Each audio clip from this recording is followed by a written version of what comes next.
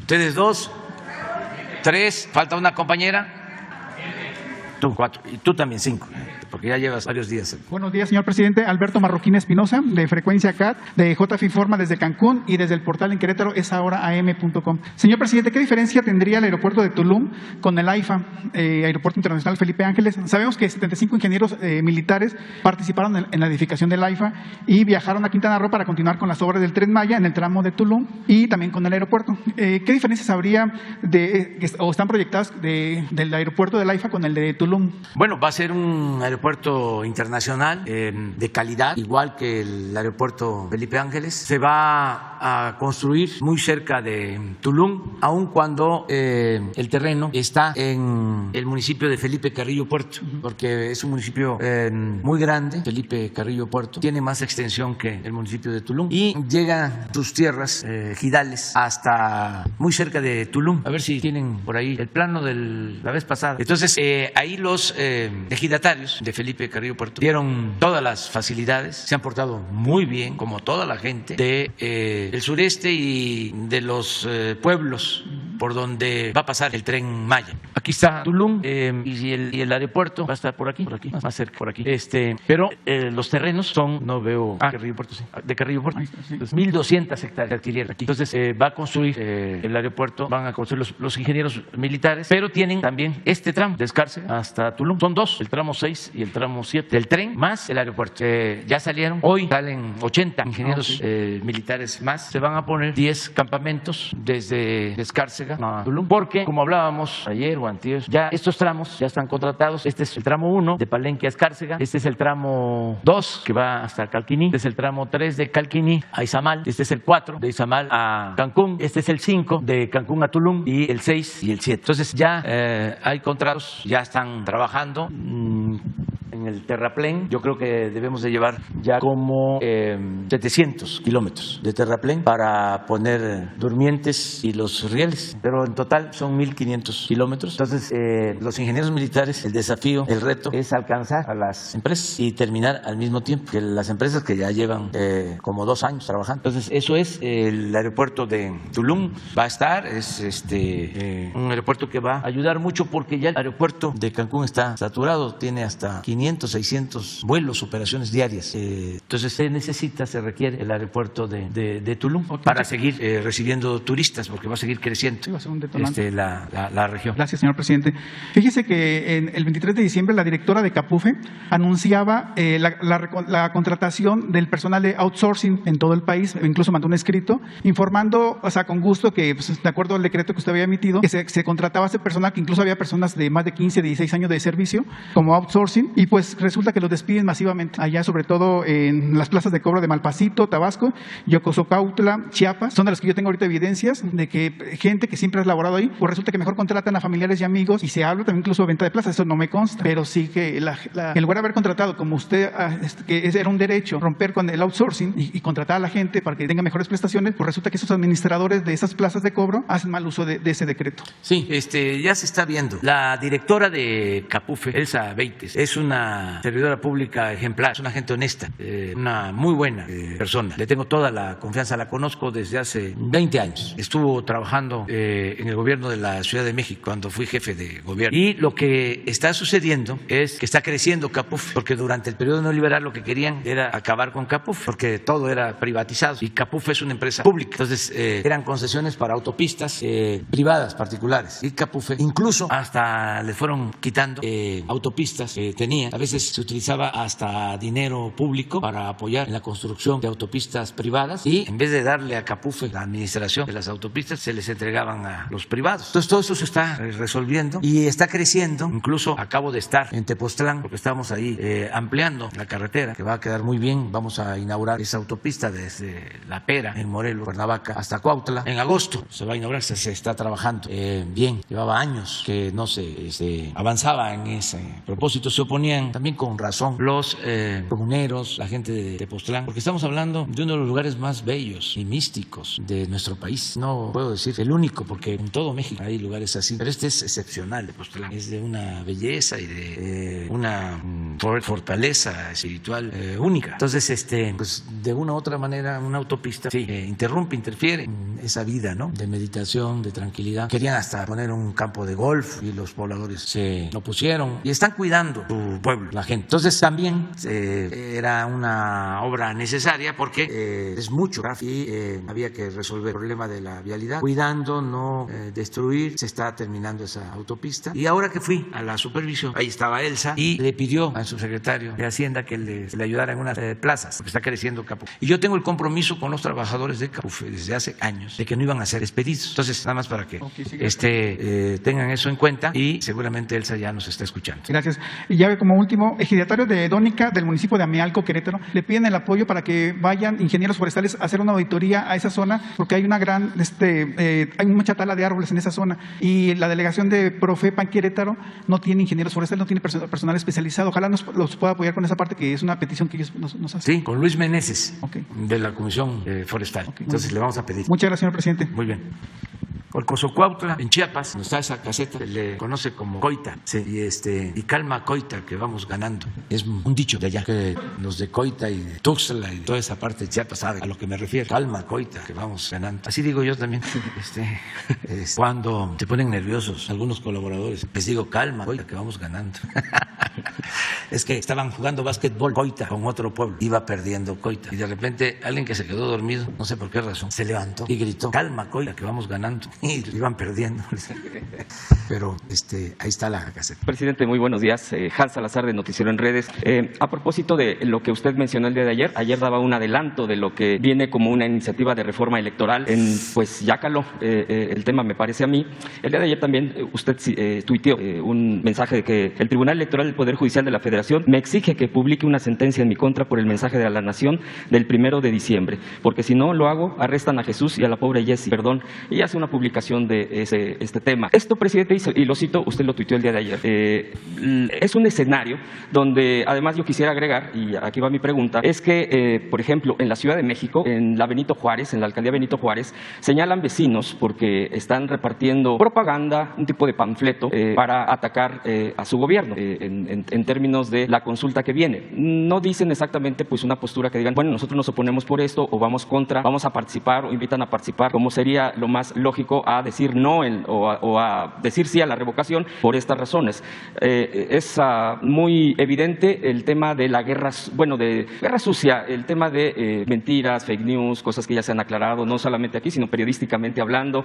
Y esto señalan a Jorge Romero y a Santiago Taboada, que son los panistas, uno ex jefe de delegación, el otro alcalde. A ellos lo señalan ahí mismo, y ahí es donde se reparten esta alcaldía. No ha habido algún pronunciamiento del INE, no ha habido nada al respecto, y sin embargo, por ejemplo, está la otra parte que vimos, también está en Twitter, el exdiputado, ahora funcionario, servidor público de la Ciudad de México, Javier Hidalgo, donde el INE incluso lo conminó a bajar unos tweets donde mostraba que pegaba una calcomanía en su vehículo particular, no otra cosa más que mostrar y decir que él iba pues por el sí, por el que sí continúe usted, y ahí sí lo conminó incluso el INE, vía escrito, a que bajara esos tweets. Digo, ahí está la polémica, pero está muy clara esta parte de cómo se comportan por un lado y cómo se comportan por el otro lado. Presidente, ayer también con lo que adelantó usted el tuit, ¿esto va a arreciar, presidente? ¿Usted cómo ve lo que viene el 10? Me parece que la propia gente, ahí está también las redes sociales, cómo se ha enfocado, se ha vuelto a la gente como que hace sus carteles, hace sus cartulinas, las pega en su casa, pegan en los vecinos, pero el INE parece que va completamente en un tema y en un sentido opuesto. Lo que usted propuso de iniciativa o de adelanto, ¿de qué va esta ruta, todo esto? ¿Cuál es la impresión hasta ahorita y por qué esto ha estado girando muy rápido, presidente? Bueno, es que en el fondo lo que hay es una confrontación política porque se está llevando a cabo una transformación. Estamos enfrentando a un régimen que predominó, sobre todo en lo que nosotros llamamos el periodo neoliberal, 36 años. Un régimen de corrupción, sin duda, de injusticias, de privilegios, que caló hondo, porque no fue nada más el saqueo del país, como nunca en la historia de México, y lo puedo probar, nunca se había saqueado tanto a México como como en el periodo neoliberal, ni en los 3 siglos de dominación colonial. Pero no fue solo eso, sino fue una labor de manipulación, de imposición de un pensamiento individualista, materialista, contrario al interés público, a favor de la deshonestidad en todos los terrenos. Entonces llevaron al país a una decadencia, un proceso de degradación progresiva, no solo crisis económica o, como ya dije, saqueo, sino pérdida de valores culturales, morales, espirituales. Entonces eso no es fácil de enfrentar, no solo por los intereses económicos que sienten que han perdido privilegios o el privilegio de mandar, sino la forma de pensar que se introdujo, que se internalizó en muchos. Estás hablando de la delegación Benito Juárez y ahí hay más conservadurismo que en Las Lomas, y eso no tiene que ver con lo económico. En Las Lomas viven gentes con más dinero que los que viven en Benito Juárez, pero ideológicamente en Benito Juárez hay más pensamiento conservador. En mi libro último hablo de eso. El primer lugar en votación en la elección intermedia pasada para diputados federales lo obtuvo un candidato del bloque conservador en Benito Juárez. El primer lugar, creo que 76% de los votos. Y para que podamos comparar, la esposa de Felipe Calderón, señora Margarita, que fue candidata en Las Lomas, sacó también un porcentaje amplio y ganó, pero con 56%, siendo más conocida, más famosa que el que ganó por el bloque conservador en Benito Juárez, que no sé quién es, o sea, no tengo el gusto de conocer, o al menos no recuerdo su nombre. En cambio, sí sé de la señora esposa de Calderón. Entonces, a eso me refiero cuando hablo del pensamiento conservador, que siempre ha existido y que no necesariamente está vinculado a la oligarquía. Hay sectores de clase media que defienden al régimen de corrupción y justifican todo. Esto mismo pues pasa con la academia, con investigadores, con intelectuales y desde luego con periodistas. Durante mucho tiempo, estos 36 años, impusieron o reafirmaron un pensamiento dominante, muy conservador, clasista, racista, de lo peor. Entonces tenemos que enfrentar eso, pero es necesaria la transformación. Es necesario crear una nueva corriente de pensamiento donde en vez del individualismo seamos cada vez más fraternos, se practique el amor al prójimo, le demos la mano al que se quedó atrás para que se empareje y caminemos todos juntos, que no estemos pensando que la felicidad, como siempre lo sostengo, son los bienes materiales, el dinero, la fama, los títulos. La verdadera felicidad es estar bien con uno mismo, estar bien con nuestra conciencia, estar bien con el prójimo y entender que solo siendo buenos podemos ser felices. Pero, presidente, por ejemplo, el día de ayer que usted adelantaba precisamente en esta iniciativa, en redes sociales incluso, obviamente una parte que no le gustó esto, que dicen que cómo es posible que los consejeros y los magistrados ahora resulta que tengan que ser votados, que ese es un mecanismo que está fuera de toda lógica, que porque los órganos electorales, había un argumento que yo leí en las redes sociales, el argumento es de que no puede ser así este tipo de mecanismos que están en toda lógica y que incluso se está atentando se está pidiendo casi la desaparición, que porque no puede ser que se elija abajo un órgano electoral que va a regir las elecciones. Eso es lo que están argumentando. Sí, porque imagínense cuánto tiempo con la idea de que los órganos electorales y las instituciones tenían que estar en manos de gente de élite, y de títulos, ya sea de la academia o de la política. Porque dicen que tiene que ser gente preparada. Sí, porque desprecian al pueblo. Y siempre hemos hablado de que la política era asunto de los políticos, era asunto de los de arriba. El pueblo no contaba y era una formalidad el decir de que buscábamos la democracia, cuando la democracia es el poder del pueblo, cuando en una democracia el soberano, el que manda es el pueblo. Bueno, hasta el origen de la palabra. Demos, pueblo, kratos, poder del pueblo. Pero todo esto era nada más formal. Entonces que participemos todos, cuenta lo mismo un voto de un campesino, de un indígena, de un obrero, de un maestro, de un comerciante, que el voto de un banquero, de un potentado, de un científico, de un intelectual, que dicho sea de paso, no porque sean intelectuales, hay gente brillante, completamente reaccionaria, fascista, son cosas distintas. Entonces ya basta de que los partidos arriba, que también ni siquiera son autónomos, porque ustedes creen que los partidos del conservadurismo toman decisiones de manera independiente. No, cuando aprobaron el FOBAPROA, intervinieron los empresarios. Sí, mi propuesta es de que se elija primero, que el pueblo elija a los jueces, que se propongan como candidatos a ser consejeros y a ser magistrados, a gente con vocación democrática y de inobjetable honestidad, que los hay en el país y que con los tiempos que tiene el INE, no como ahora, ya no quiero hablar del tema, se difunda quiénes son verdaderamente independientes, ciudadanos íntegros, mujeres y hombres. Estoy proponiendo que el Ejecutivo, cumpliendo con ese perfil, haga una propuesta de 10 mujeres, 10 hombres. El judicial, lo mismo. El legislativo, ya son 60. Y a difundir quiénes son, a qué se han dedicado. Y que de ahí salgan los que van a estar en el consejo. El que tenga más votos de todos, presidente. Y que sea electo, que sea el pueblo, no las cuotas. Los que están ahora en el tribunal, antes de que los nombraran, yo estaba en una gira en Veracruz y hasta me adelanté a decir cómo iba a quedar la votación en la Cámara. Dije 4 para un partido, 3 para otro. No, sí, 4 se repartieron pues, entre ellos, me acuerdo. Y así quedó. Pues por eso actúan de esa manera, por consigna. Eso los consejeros y lo mismo los magistrados. Entonces, la elección. Esa es una parte, ese es uno. Segundo, el presupuesto. ¿Por qué va a costar tanto? ¿Podemos ahorrar la mitad? ¿Por qué 20,000 millones y por qué no 10,000? Lo tercero, ¿para qué tantos diputados o tantos senadores? ¿Que podría eliminar pluris? Sí, claro, estoy proponiendo eso, la eliminación. No, va a estar bien, espérese. Y los recursos, lo mismo, los recursos.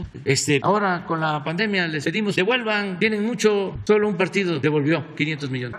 ¿No registrado, con esa reforma? Sí, vamos a esperar a que se presente. Aquí se las voy a dar a conocer. Nada más estoy esperando que pase lo del 10 de abril. Sí, vamos a buscar la forma de que no se viole ninguna norma. Si nos piden que no se transmita, no lo transmitiríamos. Les invitamos a ustedes, nada más. O a lo mejor tampoco. Y lo hacemos cerrado, sí. Y ya después que pase, no, pues cuando pase, a lo mejor lo hago aquí en la mañanera. Sí, también. Sí, ya para después. Entonces, porque el informe es el 12. 2 días después del... Ya pasó. A las elecciones, pues puede ser que se bloquee en 6 estados. En esos estados. Vamos a ver, pero lo que queremos es no dar motivo para que nos acusen de violar las normas. Por cierto, cuando ayer publiqué esta resolución, me refería a Jesús, porque algunos pensaron que era Jesús mi hijo. No, Jesús y Ramírez Cuevas y Jesse. Pero sí es que se publicó la resolución en la página del gobierno, pero replicaron de que no se había publicado en mi página. Y lo que seguía era una multa y luego de una multa un arresto de 36 horas. Y yo dije, no. Y a Jesse. Entonces, pues por eso. No, y además porque no queremos tener ningún problema. Están muy sensibles.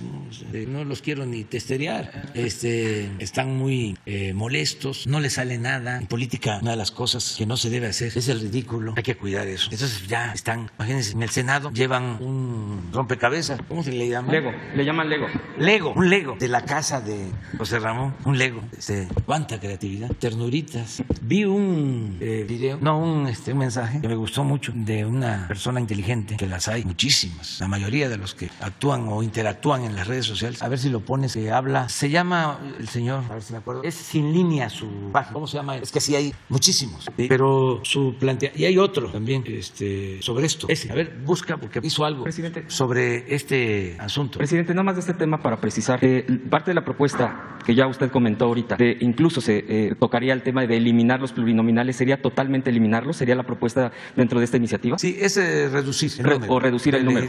Reducir. Nada más que todavía estamos en eso, en el análisis. Okay. Sí quedan nada más legisladores electos. Uninominales que les llaman. Sí. Se está todavía analizando. Sí, se está viendo eso. Pero de que va a haber una disminución, sin duda. Y lo mismo en el caso del presupuesto. A los partidos políticos. A los partidos y en el funcionamiento del órgano electoral. Sí. Presidente, cuesta mucho. Es el organismo electoral más caro del mundo. Y además, sin confianza. Necesitamos. ¿Se estaría considerando, por ejemplo, el voto de los mexicanos? Establecido un órgano que realmente haga valer la democracia en el país, que es fundamental. No regresar a los tiempos del fraude electoral. Imagínense lo que le costó a México el fraude del 2006, la imposición de Felipe Calderón. Para legitimarse, después de que se robaron la elección, declara la guerra al narcotráfico y se desata la violencia. Todo eso se pudo haber evitado. Y también no se hubiese deteriorado tanto el país, no hubiesen vendido tanto, entregado bienes, recursos naturales. Entonces, el fraude hace muchísimo daño. Por eso hay que evitar. Presidente, y el voto de los mexicanos en el extranjero es una de las cosas que también se tendría que estar incluyendo. Es una injusticia que millones manden remesas y digan, además me niegan la parte del derecho. ¿Ahí también se está dando atención especial en esta iniciativa? Sí, lo mismo, para que todos puedan ejercer su voto, los mexicanos que están en el extranjero. Okay. ¿Ya lo encontraron? A ver, ¿ese es? No, ese no. Ese es otro Lego. algo. A ver, ponle ese está más sencillo. Pero este dice, sí, pero eso no. Este es de que Calderón ofreció una refinería. Ah, y no, pero miren aquí, señor Fernando Beluzarán, todos quieren el ego de la Casa Gris, Bodoque Mayor de López Obrador. Esto es lo que hicieron. Una cuestión muy creativa, ¿no? Una casa rentada y todo, ¿no? Un escándalo. Y estaba yo viendo algunos que decían, ¿nos debe una explicación? Nada, ya hemos hablado bastante. José Ramón tiene 40 años, está casado, rentó una casa con su esposa, 100,000 pesos mensuales. Yo no lo haría, pero él es independiente y la rentó a un particular, y quienes hicieron el reportaje inventaron de que la casa se la habían rentado porque yo ordené dar contratos a una empresa petrolera extranjera. Imagínense, si le amplío contratos o ordeno que se le amplíe contratos a una empresa petrolera extranjera y a cambio le pido a esa empresa que le renten la casa. O sea, que el moche es que le renten la casa a José Ramón. Ni conozco la empresa, ni nada, absolutamente. Pero cuando dicen nos debe una explicación, me pongo a pensar y digo, pues es que les molesta cuando aquí digo Calderón nos debe una explicación de por qué contrató y era su brazo derecho García Luna y por qué no ha dicho nada sobre eso. Y nos debe una explicación de por qué aceptó que el gobierno de Estados Unidos introdujera armas a México, violando nuestra soberanía. Y nos debe explicación de por qué declaró la guerra. Y nos debe muchísimas explicaciones sobre las masacres en su gobierno. Y bueno, también por qué ofreció que iba a hacer una refinería y nada más hizo la barda. Y muchas cosas, ¿no? Bueno, por qué presionó al ministro Arturo Saldívar para que no involucrara en su resolución a familiares de su esposa en el caso lamentable de la pérdida de los niños, bebés de la guardería ABC de Hermosillo. O sea, ¿cuántas explicaciones? Y estos, si hasta debería yo de agradecerles. Precisamente esto que tiene el señor Eric, pero es otro. Lo que plantea dice, el bloque conservador o los legisladores van a hacer un planteamiento de fondo para enfrentar esto. Este es buenísimo. ¿Cómo podemos derrotar a López? Le estoy ayudando, ya estoy como asesor. Debemos crear una plataforma para presentar un proyecto alternativo al de Morena, porque no tienen proyecto. Eso supuestamente opina alguien. Otro, presentemos propuestas de ley que beneficien a la población. No, mejor hagamos una casita de legos y en la asamblea todos. A ver, que levanten la mano. Sí, eso es lo que está pasando.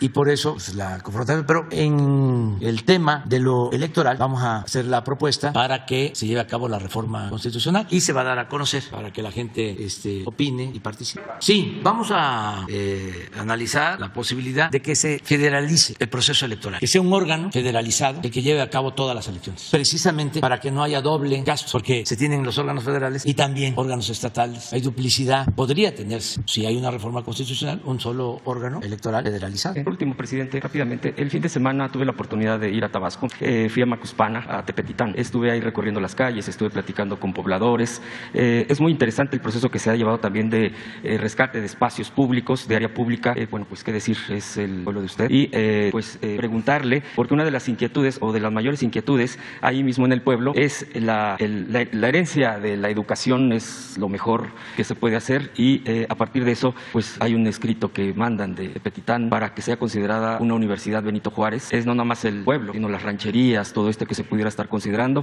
Yo le voy a dejar esto y le mandan una artesanía también, y bueno, pues yo solamente en ese sentido, y le agradezco que me haya dado la palabra. Muy bien. Ella y luego tú, y luego las dos compañeras, así más o menos, y luego tú. Buenos días, presidente. Shaila Rosagel, corresponsal de Grupo Gili, El Imparcial de Sonora, La Crónica de Mexicali y Frontera de Tijuana. Presidente, el próximo 2 de abril, que cae sábado, se cumplen ya 17 años de la desaparición de mi compañero y amigo Alfredo Jiménez del Imparcial. Ya el año pasado el Estado pidió perdón por esta desaparición, pero todavía queda pendiente la cuestión del caso, ¿no? De que se conozca la verdad sobre lo que le pasó a Alfredo. Aquel triste sábado también fue 2 de abril de 2005, donde empezó la pesadilla para su familia y para todos sus compañeros cuando ya no volvimos a saber de él. Entonces, preguntarle, la FGR tiene el caso desde entonces, lo que era la PGR y ahora la FGR, si cabe la posibilidad de que la Secretaría de Seguridad Pública pueda colaborar con la FGR y pueda también participar en las investigaciones de este caso, que la Federación pueda traer este caso, pues igual como se han estado presentando aquí otros casos, claro que son recientes, pues que se vuelva a retomar o se vuelva a saber qué está pasando con el caso de Alfredo. Pues sí, lo podríamos hacer, aunque yo le tengo confianza al gobernador de Sonora y podríamos pedirle a él si la investigación sigue estando en Sonora o ya se atrajo. Ya desde que sucedió en 2005 se atrajo, sí. Está en la CEIDO. Sí. Entonces sí, lo que planteas, le vamos a pedir a Rosa Isela que vea con la Fiscalía y que ayudemos contribuiremos a esclarecer lo que sucedió en bien de la familia. Nos ofrecemos ayudar en eso, ofrecemos ayudar en este asunto. Ahora que esté ya con nosotros Rosa Isela, puede ser que ya esté mañana porque tiene COVID. Desde aquí le mandamos un abrazo. Pero mañana jueves, como todos los jueves, tratamos de informar sobre hechos violentos y de cómo no hay impunidad y se castiga a los responsables. Mañana jueves se van a dar a conocer datos, se va a dar a conocer información. Cómo estamos avanzando en investigaciones.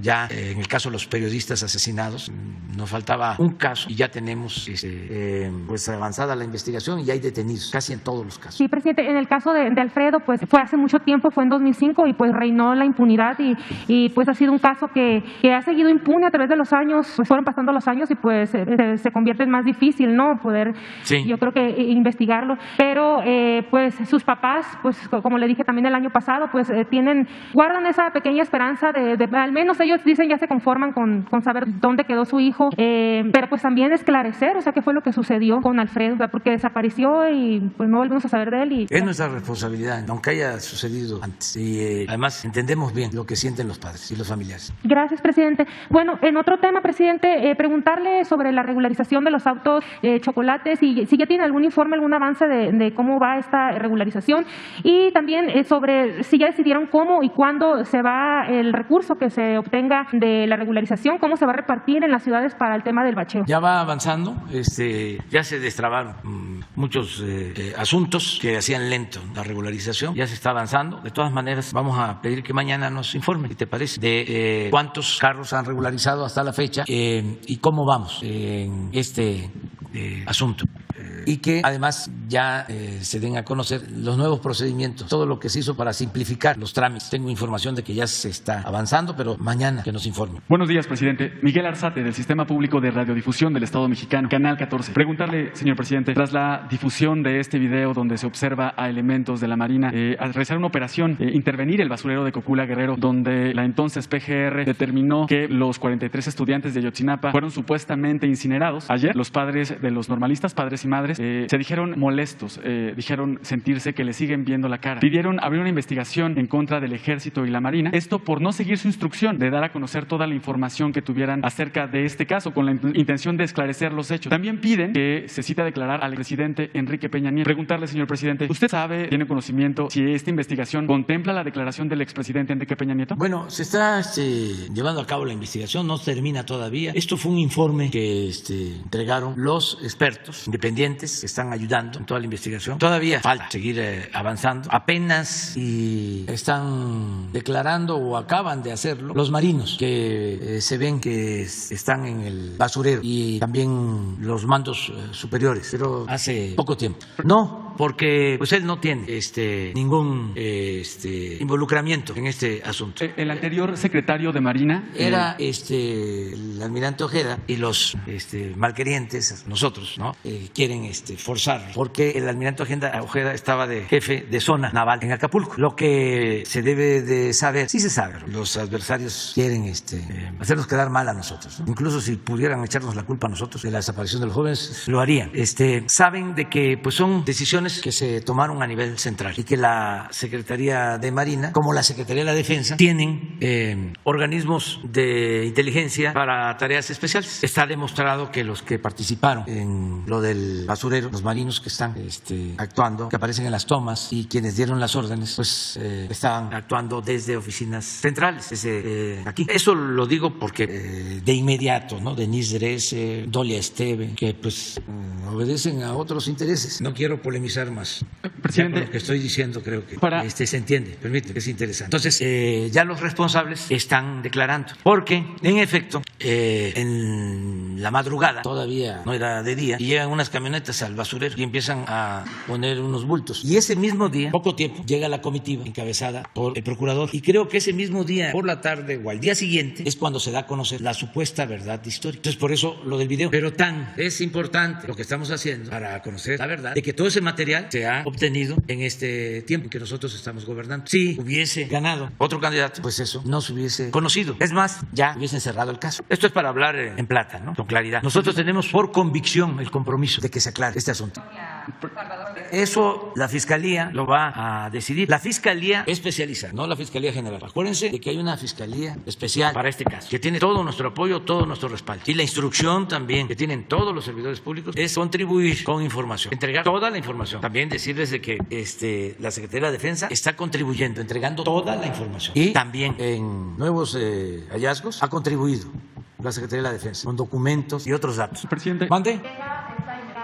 Va a llegar hasta donde lo decida la Fiscalía Especial. Presidente, para poder entender si el expresidente Enrique Peña Nieto, si los anteriores secretarios de Marina y de Sedena deberían declarar, si nos pudiera comentar en su experiencia, presidente, como comandante supremo de las Fuerzas Armadas, si un almirante puede ejecutar una operación sin el conocimiento, sin la aprobación o por lo menos la idea del comandante supremo, un almirante puede ejecutar una operación como la que se ejecutó en el basurero de Cocula sin que el presidente esté enterado. Es muy difícil que no se entere el presidente, más cuando se trata de un asunto delicado. Yo les voy a poner un caso. Yo no me enteré del operativo que echaron a andar para detener al hijo de Guzmán Loera. Ya no me avisaron, no supe antes, porque se considera que son temas o tareas que ya tienen las Fuerzas Armadas, los encargados de garantizar la paz, la tranquilidad. Me enteré cuando se generó el conflicto, que ahí sí ya, como era una situación muy delicada, muy delicada, tomé la decisión de parar el operativo, porque iban a haber muchos muertos. Bueno, pero sí me enteré cuando se necesitaba. Entonces sí creo que los presidentes están enterados. Siempre lo he dicho. Además, no es cierto eso de que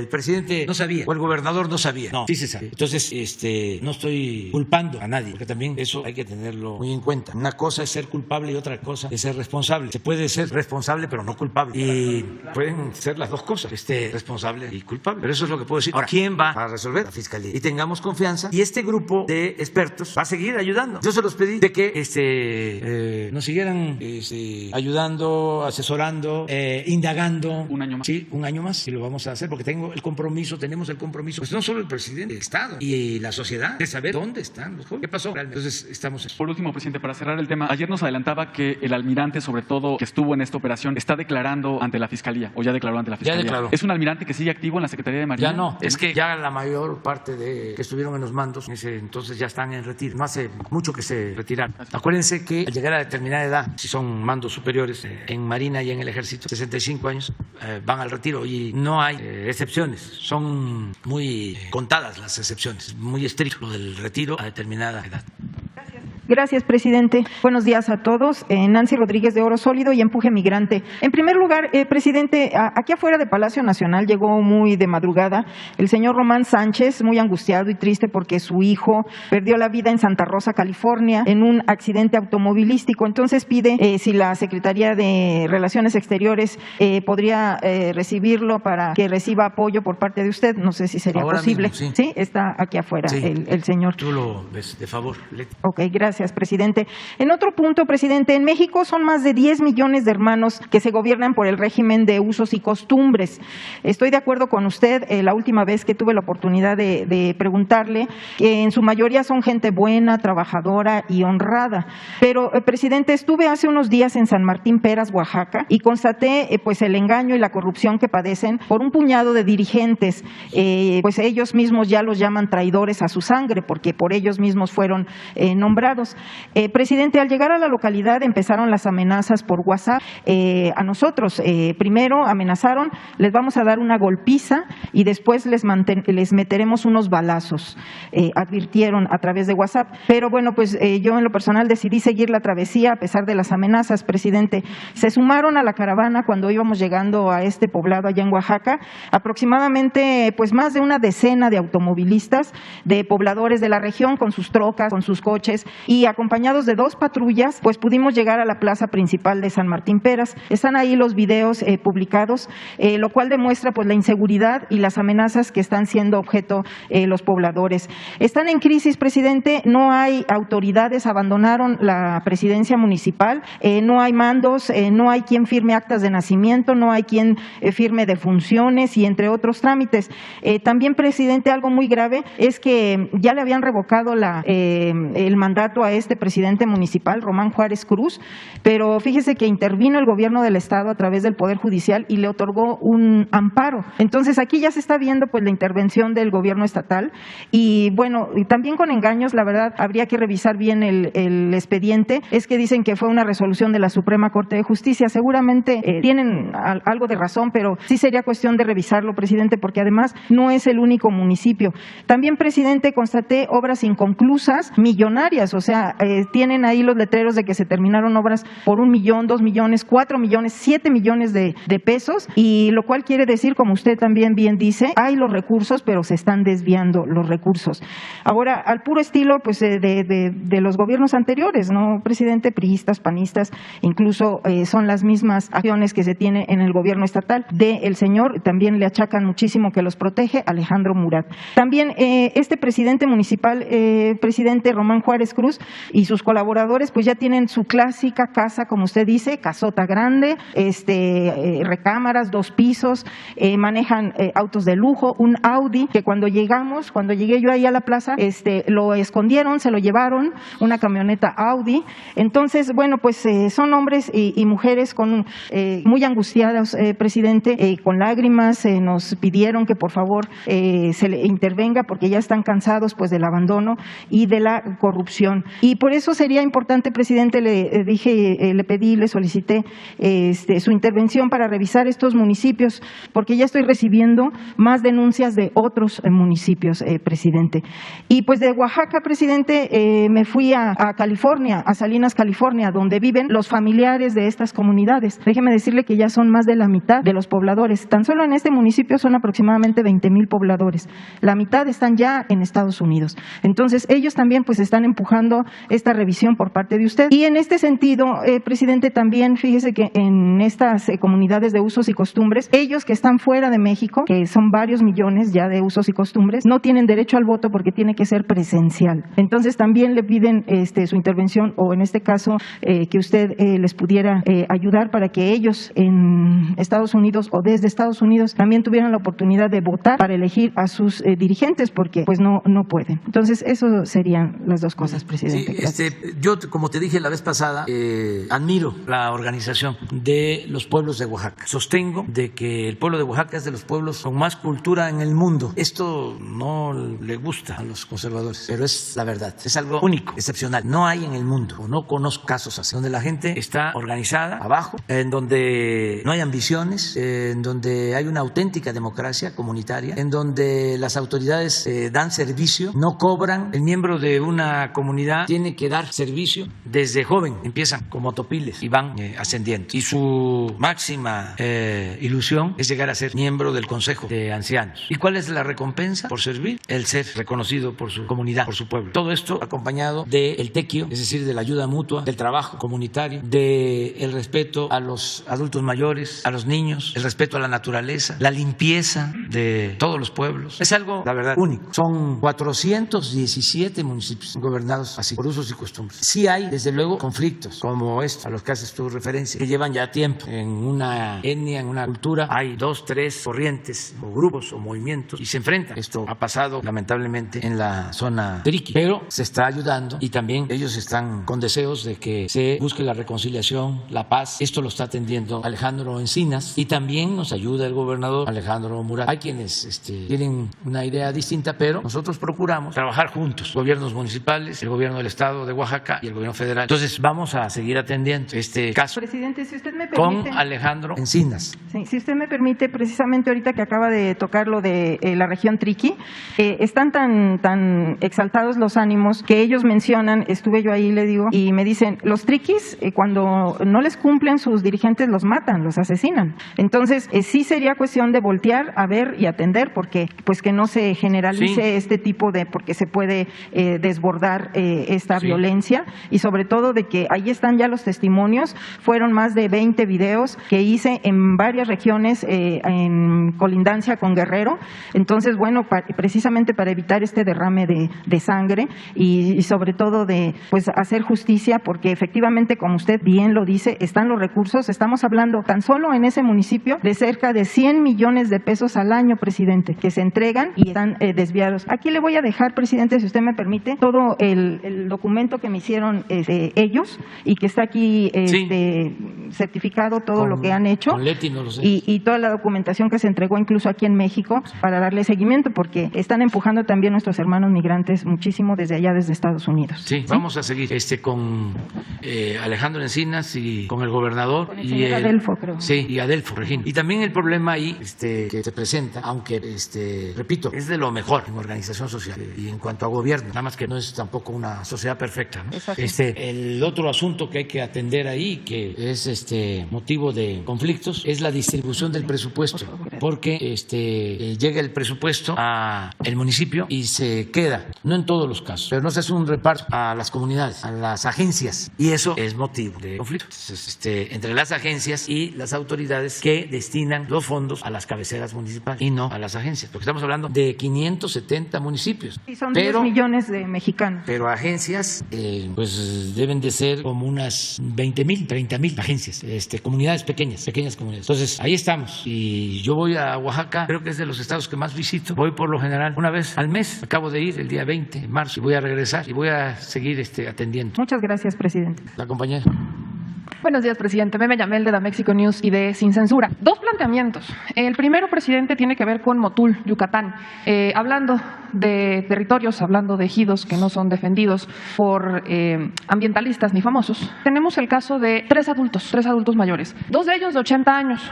Uno de 60, casi llegándole a los 70. A ellos los están acusando de privación ilegal de la libertad y daño a la propiedad ajena en pandilla por defender su territorio de un empresario francés. El defensor de este empresario francés es también representante del Poder Judicial en el estado de Yucatán. Actualmente, las tres personas cuentan con una medida cautelar que es un geolocalizador. Están acusando a señores de 80 años de cometer delitos en pandilla para que no estorben en este pleito por un ejido que está en Motul, Yucatán. En una situación muy similar, en el Estado de México, tenemos a un señor que lleva 1 año en prisión por defender su territorio, esto en el Cobradero, en el Estado de México. A él lo están acusando de homicidio, presidente, y al mismo tiempo en que se ocurren los hechos, él estaba en un gimnasio y para entrar a este gimnasio pues requieren la huella dactilar. Su abogado está amenazado y no ha podido presentar esa prueba, que es la que lo dejaría en libertad. Lleva 1 año sin poderse comunicar con su familia y lo están acusando de homicidio. Estas tierras del Estado de México en particular están siendo peleadas por locatarios de lo que sería la central de abasto en el Estado, pero los propios dueños argumentan que estas tierras hace algunos años, no muchos, habrían sido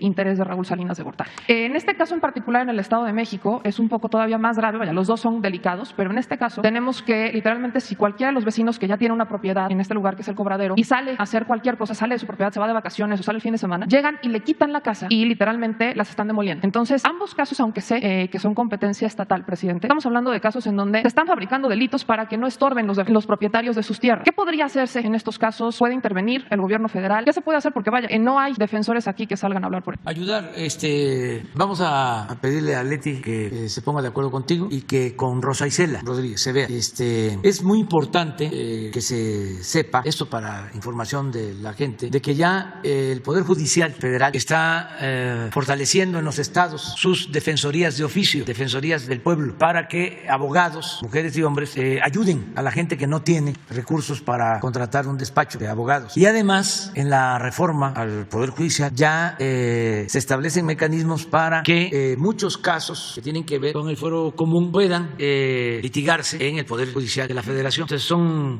cambios. Esto va a ayudar mucho porque a veces se abusa de que se trata de cuestiones locales que tienen que ver con autoridades locales y son cacicazgos.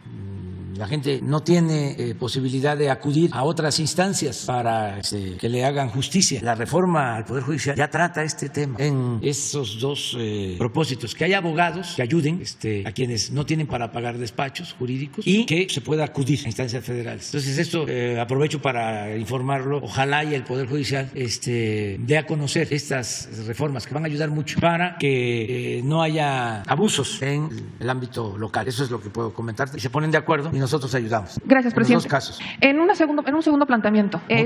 Motul, Yucatán. Sí, es la tierra de Felipe Carrillo Puerto. Y si hay una injusticia ahí, se enoja mucho. Bastante. ¿Dónde está? En un segundo planteamiento, presidente, este fin de semana estuve en el estado de Nuevo León platicando con la gente sobre el tema de la sequía en el estado. La gente nos dice que no es sequía, es saque. ¿Cuál es el argumento? Pues que lamentablemente, bueno, en Nuevo León conocen cuando hay sequías, saben que estos son tiempos complicados, pero dicen nunca habíamos visto una situación como la que estamos viendo en este momento, porque pues son ellos los que están pagando las consecuencias. Se dan incrementos de entre un 18 y un 49% en la tarifa. Esto fue impuesto hace algunas semanas por el gobierno del estado y hay un conflicto de interés, presidente. Sabemos que ayer se reunió con el gobernador del estado de Nuevo León particularmente para resolver este caso, pero resulta que el actual director de agua y drenaje es Juan Ignacio Barragán Villarreal, quien su familia es fundadora de Arca Continental, que junto con FEMSA son las principales embotelladoras de Coca-Cola. Estas embotelladoras pues son las que hasta el momento no tienen una sola regulación, están consumiendo aguas y no hay absolutamente nadie que les diga nada. Este personaje, Juan Ignacio Barragán Villarreal, se incrementó el sueldo apenas hace unos meses, a inicio de este año un 40%, ganando actualmente hasta 122,000 pesos al mes. Y los ciudadanos también están denunciando fracking en la entidad, ¿no? Que al menos esta semana se dieron 3 acontecimientos en donde ellos ubican el fracking. Actualmente el gobierno del estado ayer decía, ¿no?, que respaldaba su posicionamiento al mencionar que no debían ser los ciudadanos quienes pagaran las consecuencias, pero los ciudadanos están pagando las consecuencias en el momento en que se realiza este incremento en la tarifa del agua a los ciudadanos. Por la pandemia, muchos de ellos tuvieron que irse a vivir, familias enteras tuvieron que vivir dentro de la misma casa para comparar los gastos. Entonces, obviamente, las tarifas están creciendo porque hay un mayor consumo de agua en estas casas. Adicionalmente a esto, ayer que publicamos el reportaje, la entrevista y las notas, el equipo de FEMSA se comunicó con nosotros solamente para hacer la precisión de que ellos no son Arca Continental, solamente para hacer esa diferencia, pero vaya, son los mismos intereses alrededor del tema del agua. También, presidente, hace 4 meses, en un área natural protegida donde está la cascada Cola de Caballo, se instaló una bomba y un ducto. El gobierno del estado dice que eso es responsabilidad de Conagua, que Conagua fue la que decidió que se colocara ahí, que ellos no tienen absolutamente nada que ver con la concesión y que está apagada la bomba, pero está colocada la bomba. Entonces, presidente, al respecto de esto, ¿qué se acordó el día de ayer? ¿Se va a cuestionar a la industria? ¿Va a haber algún tipo de diálogo con ellos para que se vea qué se puede hacer en el tema del agua en Nuevo León? ¿O será el gobierno federal quien vaya a salir al rescate? Bueno, nos entrevistamos ayer con el gobernador de Jalisco, con el gobernador de Nuevo León. Fue muy bueno el que se dieran estos encuentros. En los dos casos, el tema fue el agua, el tema principal, el agua. Y ya llegamos a acuerdos para trabajar de manera conjunta, seguir apoyando a Jalisco y a Nuevo León. En el caso de Jalisco, terminar los trabajos de la presa del Zapotillo con el compromiso de no inundar los pueblos, atender las demandas de las comunidades y proteger, reforzar la presa para evitar la inundación de los pueblos y utilizar el agua para Guadalajara. Esto va a significar una inversión de alrededor de 5,000 millones de pesos. Ya hicimos ese acuerdo con el gobierno del estado de Jalisco. En el caso de Nuevo León, lo mismo. Estamos invirtiendo en la presa Libertad. Se va a seguir con esa inversión. Incluso se van a abrir frentes de trabajo para tener la presa lo más pronto posible y captar agua. También se está buscando llegar a arreglos con productores para que, si se modernizan los canales de riego y se evita el desperdicio del agua, se pueda liberar agua para el consumo doméstico que hace falta en la zona metropolitana de Monterrey. También porque son 2 meses los más difíciles estos y hay escasez de agua para el consumo en la zona metropolitana. Se está hablando con industriales. Incluso yo personalmente lo voy a hacer. Tengo una reunión con ellos la semana próxima con la idea de que ayuden. Siempre apoyan, claro. Y pienso que lo van a hacer para que los pozos que ellos tienen puedan utilizarse. Si no, todo el agua sí que puedan ellos aportar. Es transitorio. Sería para enfrentar ese estrés hídrico, esta falta de agua en estos 2 meses. En tanto, empieza a llover. Fue muy buena la reunión. También es una inversión federal considerable y inversión del Estado. Es 50% recursos estatales, 50% recursos de la Federación. Entonces yo espero que salgamos adelante. Vamos a apoyar al gobierno de Nuevo León, a los gobiernos municipales, porque es apoyar a la gente, es apoyar a los ciudadanos. ¿Conagua va a revisar las concesiones? Que también se ha solicitado que se haga una supervisión, porque hay algunas concesiones de agua que no están reguladas. Sí, estamos en eso, para que no haya sobreexplotación de los acuíferos, porque después se paga y que se ponga por delante el interés de la gente. Primero el agua para las necesidades básicas, para la gente, eso es lo primero, y después para la industria. Pero primero el agua como un derecho humano fundamental. Perdón, presidente, ¿aproximadamente cuánto se estima que se invertirá en esta etapa por parte del gobierno federal y del Estado? Sí, somos exactos, te damos la información, ¿sí? Hoy mismo, ¿sí? Porque ya tenemos elaborado el presupuesto, cuánto es al Estado, cuánto a la Federación, y lo mismo para Jalisco, en los 2 casos. Gracias, presidente. Y solamente preguntarle si ya asumió la nueva titular del DIF. Recordará que en la última posición que tuve, la última vez que le pude preguntar, nos comentó que iba a asumir y que en 15 días daría un informe sobre cómo está la situación del DIF, el tema de los niños de la calle y demás. Preguntarle si ya asumió y cuándo podríamos tenerla por acá. Nuria Fernández. Nuria. Sí, ella puede venir a informar sobre lo que se está haciendo, o que nos dé un informe, que venga aquí para que vea lo que se siente. Es que ella venía como periodista y ahora es servidora pública. Entonces es muy buena, Nuria, muy buena, muy sensible, muy humana, con profundas convicciones sociales. Ahora sí, vámonos.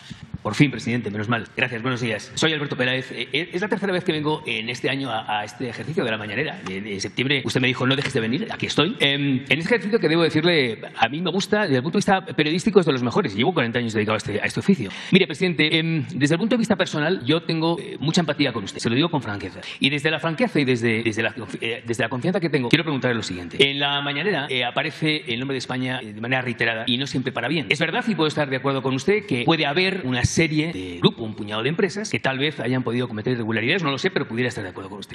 Pero no es el caso general, presidente. En México hay más de 7.000 empresas españolas. Hay muchos españoles que vienen a trabajar. Yo soy español, yo me siento muy español, yo me siento muy madrileño y me siento muy mexicano. Y cuando vienen a trabajar, venimos con la decencia, como la gran mayoría de las empresas españolas. Por eso que se me hace que no es justo ese tratamiento hacia España. Y debo decir también una cosa, lo digo por todos aquellos que le están siguiendo en las redes sociales, que ya se han ocupado, ya han visto hace un rato y ya me están dando por todos lados. Que la verdad debo decirle que me da un poquito igual. Pero para todos aquellos que dicen que a mí me pagan las empresas españolas, a mí no me paga nadie. Las empresas españolas, yo aquí vengo como un periodista que soy, buscando la verdad. La pregunta que le hago, señor presidente, es más allá de las pausas y de las disculpas y la carta, ¿qué vamos a hacer? Se lo pregunté en el mes de julio. ¿Qué vamos a hacer para que las relaciones comerciales, todas las relaciones, especialmente las comerciales entre España y México, vayan por el buen camino? Ahora que va el embajador a Madrid, Mariquín Ordaz, que lo va a tener muy complicado, la verdad. Y luego quería hacer otra pregunta. ¿Cuál es la postura del gobierno mexicano con respecto a la situación entre Ucrania y Rusia? ¿Y cuál es la opinión suya personal de la figura de Vladimir Putin? Y luego le voy a pedir, por favor, si está tan amable, que me dé el derecho a réplica. Gracias. Bueno, Alberto, mira, aquí hemos hablado de España y siempre hemos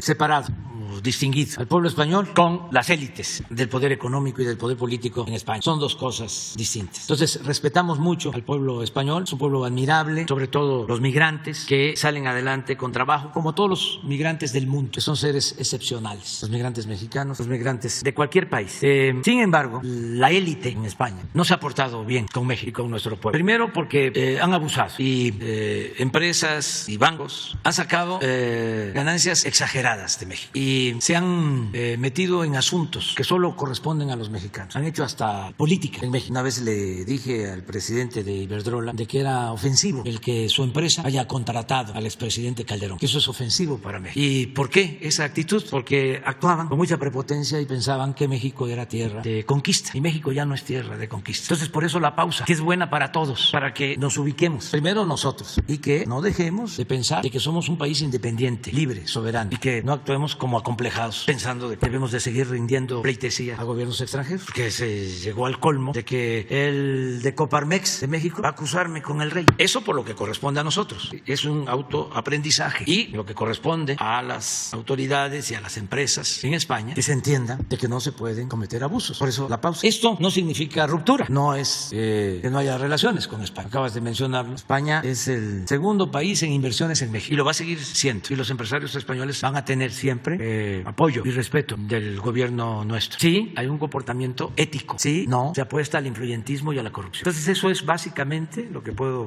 comentar. Ahora, hablando de que en las mañaneras se trata el asunto de España, pues quienes promueven el acuerdo en contra nuestra por el asesinato de periodistas, los promotores principales son españoles de Vox y del Partido Popular. Entonces sí interfieren y tienen esa manía de intervenir en nuestros asuntos. Entonces vámonos respetando. Ahora con el embajador Quirino vino a verme, platicamos sobre cómo podría mejorarse la relación con el gobierno español. La recomendación es de que actuemos con respeto al presidente de España, al rey, que no se meta en cuestiones partidistas de España. Y tenemos muy buenos amigos allá. Tengo un buen amigo, como decía el poeta José Martí, tengo un buen amigo, Miguel Ángel Revilla, en Cantabria, que lo considero uno de los mejores políticos, no solo de España, sino del mundo. Y ya que andamos hablando de política en España, no puede pasar porque para ser presidente en España se requiere estar en uno de los partidos. Miguel Ángel es el presidente de Cantabria, pero es excepcional. Tiene una capacidad de conciliación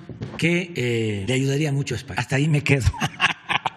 Pero bueno, y nos da mucho gusto que estés aquí. Acerca Acuérdese de de lo que la preguntaba guerra de Rusia. o la intervención, nosotros pues lo hemos dicho varias veces, bueno, para no dejar a España. Fuimos colonia, nos invadieron y fuimos colonia 3 siglos. Luego nos invadió Francia en 2 ocasiones. 1838, la guerra de los pasteles. Un pretexto, que se fue a España y quería venir Francia a dominarnos. Y luego pues fueron los conservadores de México a buscar a Maximiliano y nos invadió de nuevo Francia. Cerca de 30,000 soldados franceses invadieron nuestro territorio. Era el ejército más poderoso del mundo en ese entonces. Y nos liberamos y se restauró la República. Estados Unidos nos invadió 2 veces. Bueno, antes se confabuló para que Texas pasara a formar parte de Estados Unidos. Supuestamente se independizó Texas y luego ya se anexó a Estados Unidos. Tan es así que el héroe de la batalla de Puebla, Ignacio Zaragoza, nació en Texas, cuando Texas pertenecía a Coahuila. Esa es nuestra historia. Y luego nos invaden en 1847, también con un pretexto, nos declaran la guerra desde Washington, y es un gran zarpazo porque nos quitan la mitad de nuestro territorio. Y todavía, siglo pasado, en 1914, nos vuelven a invadir. Entonces nosotros no podemos estar a favor de ninguna invasión. Condenamos la invasión de Rusia a Ucrania, como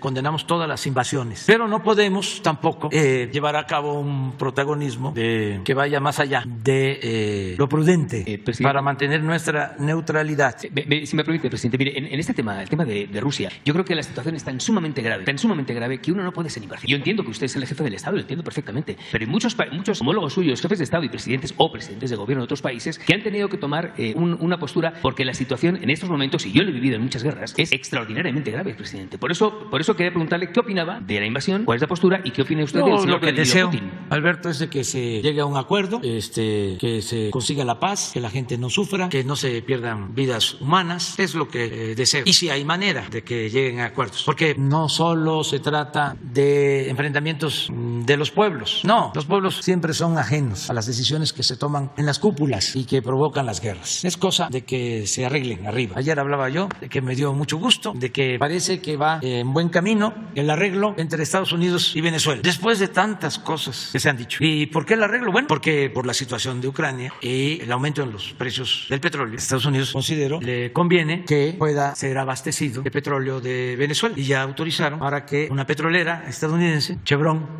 pueda extraer 1 millón de barriles diarios de Venezuela, y esto seguramente va a ayudar en las relaciones. ¿Qué es también lo que está de por medio en Europa, en España, con relación a esta guerra? Pues el gas. No, en el caso de España no, presidente. España depende de Argelia, no del gas ruso. Pero es verdad que el resto de Europa sí. Pero son los energéticos. Es el incremento en el precio del gas en Europa, de las gasolinas, que están afectando mucho. Y también la política de zigzag, de poca definición, de anclaje, de autenticidad. Me llama la atención de que promueven en el Parlamento en España una resolución en contra del presidente Putin, y Vox no vota a favor. ¿Usted apoyaría esa resolución? O sea, estoy hablando de Vox, porque a lo mejor los mexicanos no saben mucho sobre Vox. Vox es la extrema derecha, es como el PAN, no, parecido. Entonces, ¿cómo es eso? O sea, ¿por qué esa falta de autenticidad? Bueno, yo le vuelvo a preguntar lo que le dije antes, presidente. ¿Cuál es su opinión personal de la figura de Vladimir Putin? Pues es un dirigente como el presidente. Un dirigente que metió una guerra terrible. Yo no califico a nadie. No es la política de México insultar a nadie, a ningún pueblo y a ningún gobierno extranjero. Le tenemos mucho respeto al presidente de China, al presidente de Rusia, al presidente Biden de Estados Unidos. Y acabo de decir, y repito, México es respetuoso de todos los pueblos, de todos los gobiernos, y no es colonia de Rusia, ni de China, ni de Estados Unidos. Es un país libre, independiente, soberano, con mucho orgullo. Y me da mucho gusto que estés aquí y no dejes de venir. Gracias, presidente. Un abrazo. Ya es la hora del desayuno. Mañana.